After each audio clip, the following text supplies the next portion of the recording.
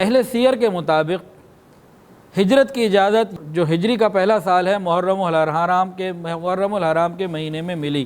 بہرحال نبی علیہ السلام نے صحابہ کو عام اجازت عطا فرمائی کہ آپ لوگ مدینہ طیبہ چلے جاؤ۔ اب صحابی ایک ایک دو دو کر کے خاموشی سے رات کی تنہائیوں میں، چاند کی راتوں میں اور اس طرح سے نکلنے لگے، عورتیں بھی، بچے بھی، حاملہ عورتیں بھی، پیدل بھی، بھوکے بھی، سواری کے ساتھ بھی، مال کے ساتھ بھی اور بغیر مال کے بھی، ایک ایک دو دو کر کے نکلنے لگے۔ چند واقعات ذرا سے اگر آپ سن لیں گے نا تو آپ کو اندازہ ہوگا کہ صحابہ کرام نے ہجرت کے لیے کتنی قربانیاں دیں۔ تو ایک واقعہ تو ہے نبی کریم صلی اللہ علیہ وسلم کے جو رضائی بھائی تھے ابو سلمہ رضی اللہ تعالی عنہ، اور ان کی اہلیہ تھی سلمہ رضی اللہ تعالی عنہ، ان کے بیٹے تھے۔ یہ تین لوگ جب نکلے نا ہجرت کے لیے تو کیا ہوا، کفار مکہ کو پتہ لگ گیا، انہوں نے آ کے جو روک دیا۔ حضرت ابو سلمہ رضی اللہ تعالی عنہ کے سسرال والے آ گئے، کہنے لگے دیکھو تم آزاد ہو، خود مختار ہو، اپنے بارے میں ہماری بیٹی تم نہیں لے جا سکتے۔ انہوں نے بیٹی چھین لی، یعنی شوہر سے بیوی کو کر دیا جدا۔ چھوٹا بچہ تھا، وہ ماں کے ساتھ تھا۔ انہوں نے کہا ٹھیک ہے میں جاتا ہوں۔ ادھر سے حضرت ابو سلمہ کے گھر والے آ گئے، رشتہ دار۔ انہوں نے کہا دیکھو تم نے جانا ہے جاؤ، بیوی تمہاری انہوں نے رکھ لی ہے، بچہ ہمارا ہے، اسے ہم لے جائیں گے۔ اب حضرت ابو سلمہ رضی اللہ تعالیٰ کے بعد کوئی چارہ نہیں تھا، وہ اکیلے مدینہ طیبہ پہنچ گئے۔ بیٹے کو ابو سلمہ کے خاندان والے لے گئے، بیوی کو ابو سلمہ کے سسرال والے لے گئے۔ اب جو ماں تھی سلمہ رضی اللہ تعالی عنہ، شوہر سے بھی جدا اور اولاد سے بھی جدا، 1 سال تقریباً رہیں۔ اپنے ہی گھر والے جانے نہیں دیتے تھے، اور وہ روزانہ مقام ابطح میں آ کے روتی ہیں، صبح سے لے کے شام تک بیٹے اور شوہر کی جدائی میں روتی ہی رہتی۔ 1 سال ایسا گزرا، لیکن ظالموں کو رحم نہیں آیا۔ پھر 1 سال کے بعد ایک شخص تھا، اس کے دل میں کچھ رحم آیا، اس نے خاندان والوں سے بات کی، کیوں تم اس بیچاری پر ظلم کرتے ہو، ایسے ہی روتے روتے مر گئی تو کیا ہوگا، جانے دو اس کو۔ ان کے کہنے کے اوپر باقی لوگوں کو بھی خیال آیا، کہا ٹھیک ہے جاؤ۔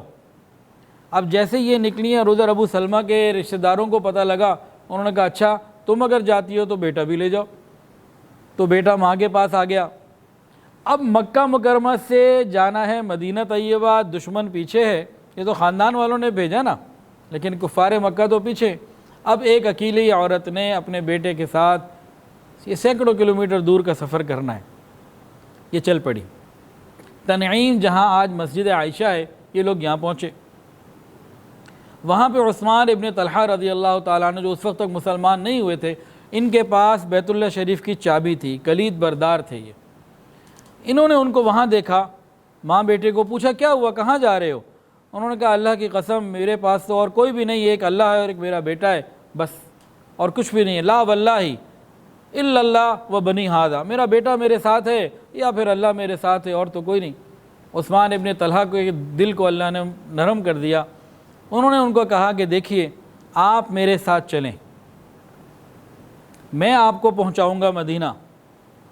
اور سلمہ رضی اللہ تعالی عنہا، ان کا فرمان ہے، وہ فرماتی ہیں کہ میں نے عثمان جیسا نیک اور پاکیزہ کوئی نہیں دیکھا، حالانکہ کافر تھے اس وقت۔ وہ فرماتی ہیں کہ سفر میں کس طرح سیکھے ہوا کہ جب اترنا ہوتا تھا تو وہ سواری کو کہیں روک کے تھوڑا دور چلے جاتے، کہتے آپ نیچے اتر جائیں، پھر کہیں دور جا کے آرام کرتے، اور جب دوبارہ چلنا ہوتا تو سواری کو میرے پاس لے کر آتے، میرے قریب کھڑا کر دیتے اور پھر تھوڑا دور ہٹ جاتے، چہرے کو ادھر کر لیتے کہ آپ اب سوار ہو جائیں، اور جب میں سوار ہو جاتی تو مجھے لے کے جاتے۔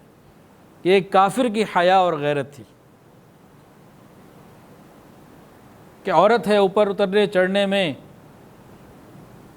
دوپٹہ، چادر، برقع، کوئی کپڑا آگے پیچھے ہو سکتا ہے، جانور پہ چڑھنا اور اترنا ہے نا، یہ کافر کا معاملہ تھا۔ تو ابو سلمہ رضی اللہ تعالیٰ عنہ تو پہنچ گئے تھے آسانی سے۔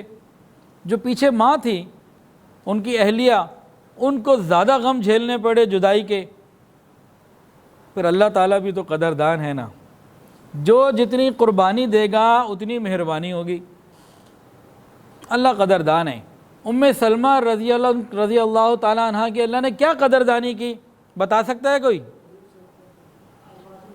جی، جب ابو سلمہ رضی اللہ عنہ شہید ہو گئے، ان کا انتقال ہو گیا، تو اللہ تعالیٰ نے ان کو ام المومنین بنا دیا۔ آج وہ امت کی ماں ہیں، نبی علیہ السلام کی زوجہ ہیں۔ یہ قدردانی کب ہوتی ہے؟ جب انسان قربانی دیتا ہے۔ اللہ اکبر۔ اس زمانے میں صاحب استطاعت لوگوں کے اوپر ہجرت کرنا فرض تھا، جیسے نماز فرض تھی۔ جو غریب تھے یا معذور تھے، نابینا تھے، ان کے اوپر فرض نہیں تھا، ان کے لیے اجازت تھی کہ چلو اگر یہ نہیں جا سکتے تو کوئی حرج نہیں۔ لیکن ان تمام رخصتوں کے باوجود صحابہ تو صحابہ تھے نا، وہ گنجائشیں نہیں ڈھونڈتے تھے۔ ان میں سے ایک صحابی تھے نابینا، حضرت زمرہ ابن ابو العیس رضی اللہ تعالیٰ عنہ، اپنے بچوں کو کہنے لگے، بچوں اگرچہ میری بینائی چلی گئی، نابینا ہوں، لیکن ہجرت کے فضائل بڑے ہیں، میں بھی مدینہ جانا چاہتا ہوں اور ہجرت کی فضیلت لینا چاہتا ہوں، تم مجھے ایک سواری پہ بٹھا کے مدینہ کی طرف چلا دو، باقی اللہ خیر کرے گا۔ ایک نابینا صحابی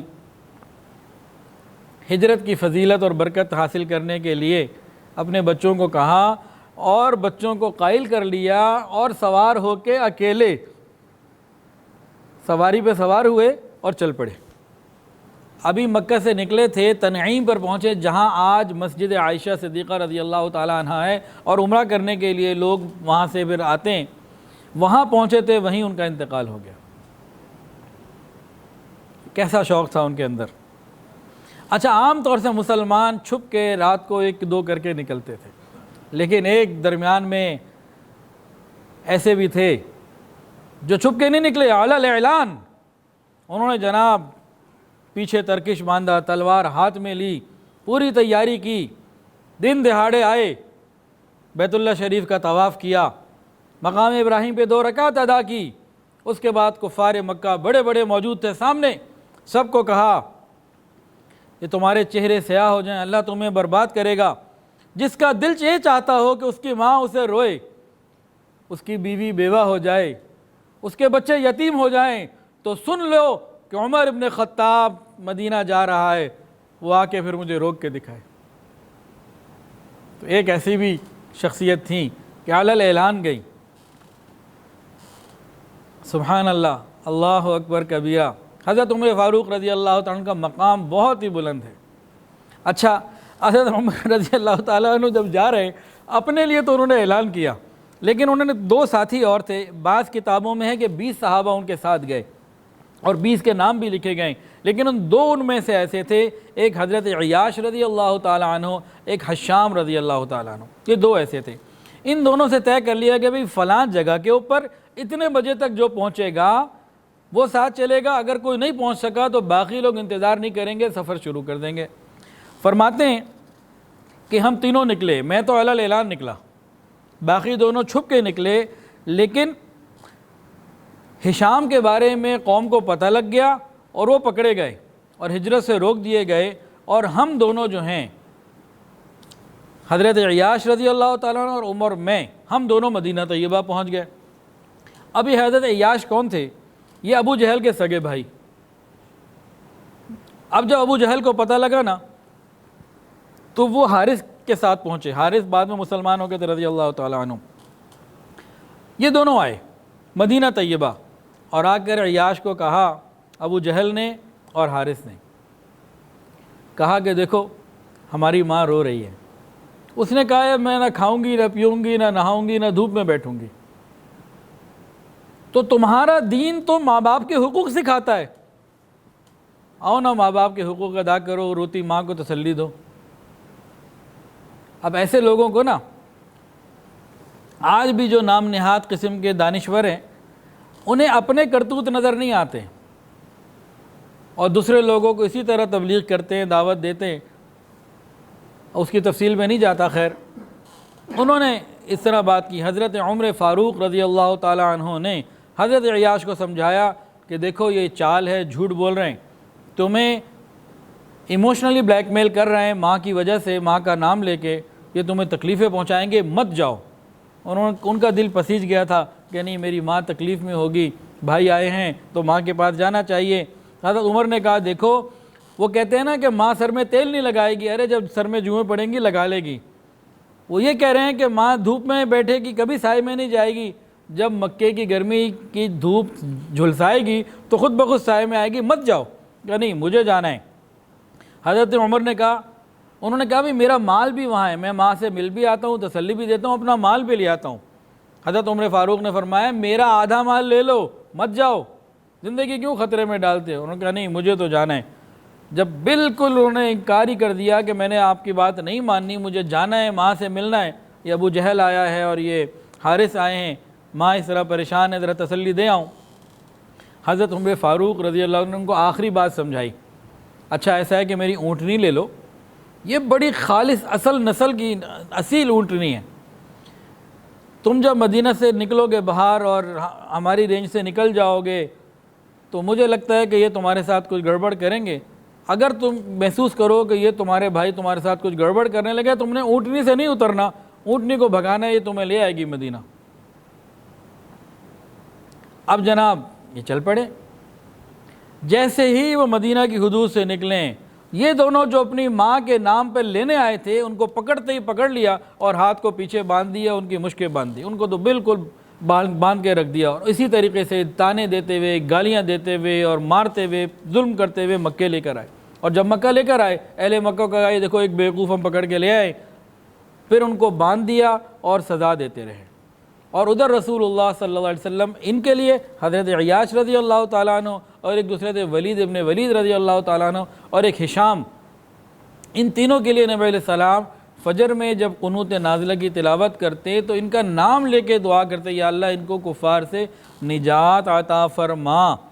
اور جب حضرت ولید ابن ولید مکہ مکرمہ کی قید سے نجات پا کر نبی علیہ السلام کی دعا کی قبولیت بن کر مدینہ پہنچے تو نبی علیہ السلام نے ان کو واپس بھیجا، کہا دیکھو مکے کا فلاں لوہار مسلمان ہو چکا ہے، اب تم جاؤ اور کسی بھی طریقے سے کافروں سے چھپ کے ان دونوں کو نجات دلاؤ، حضرت عیاش کو اور حضرت ابن ہشام کو۔ تو وہ گئے اور پھر ان کو نجات دلوائی اور وہاں سے ان کو لے کے نکل آئے۔ قریش کو جب تک پتہ چلا، قریش نے تعاقب بھی کیا لیکن یہ مختصر سا قافلہ ان کی رینج سے دور جا چکا تھا، بہرحال یہ مدینہ طیبہ پہنچ گئے۔ ویڈیو کے نیچے سبسکرائب کے بٹن پہ کلک کریں، بیل کے آئیکن پہ کلک کیجئے تاکہ ہر نئی ویڈیو کی نوٹیفیکیشن آپ کو مل جائے۔